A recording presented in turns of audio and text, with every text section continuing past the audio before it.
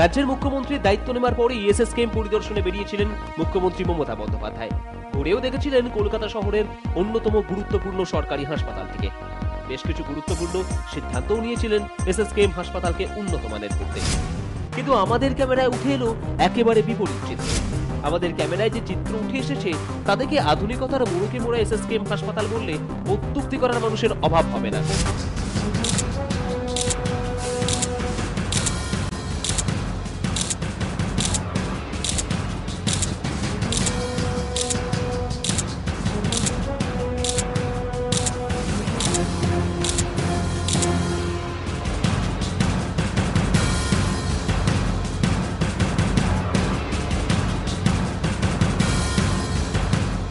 SSKM হাসপাতালের প্রধান building এর পিছনের দিক দীর্ঘদিন ধরে জঞ্জাল জমে জমে তা শোচনীয় রূপ ধারণ করেছে।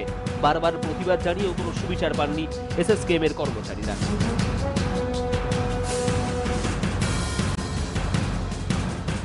একবার জঞ্জাল পরিষ্কারের উদ্যোগ নেওয়া হলেও সেভাবে প্রয়াস দেখা যায়নি হাসপাতাল কর্তৃপক্ষের মধ্যে।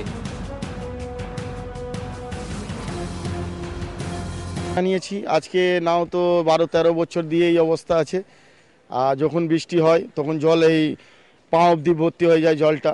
তারপরে এই নোংরা থেকে হেঁটে আসতে হয় আমাদেরকে।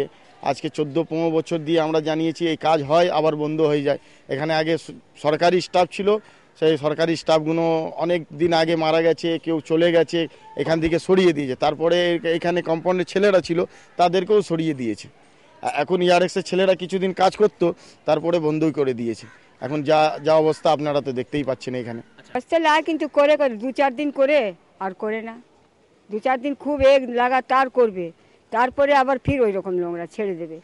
আর যে করছিল ওদেরকে তো সবকে ওয়ার্ডে দিয়ে দিয়েছে, ওই রকম আরও নোংরা হয়ে যাচ্ছে।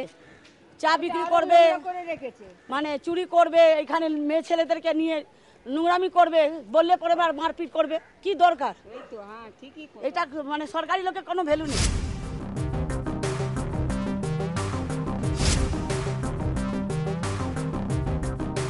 হাসপাতালের কর্মচারীরা সুপারের দিকে আঙুল তুললেও গোটা বিষয়কে সেভাবে গুরুত্ব দিতেই নারাজ এসএসকেএম এর অধিকর্তা ডক্টর প্রদীপ কুমার মিত্র।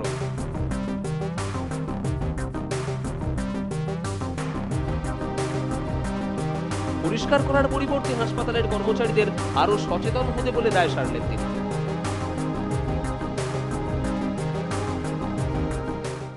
রাজ্যের মুখ্যমন্ত্রী তথা স্বাস্থ্যমন্ত্রী মমতা বন্দ্যোপাধ্যায় বিভিন্ন রকম উদ্যোগ নিয়েছেন রাজ্যের স্বাস্থ্য ব্যবস্থাকে ঢেলে সাজানোর, কিন্তু এসএসকেএম হাসপাতালে এসে তার বিপরীত চিত্র আমরা লক্ষ্য করতে পারলাম। যেমন আবর্জনা স্তূপ আমরা এখানে লক্ষ্য করতে পারলাম, তেমনই আরো একটা বিষয় চাঞ্চল্যকর তথ্য আমরা এখানে এসে পেলাম।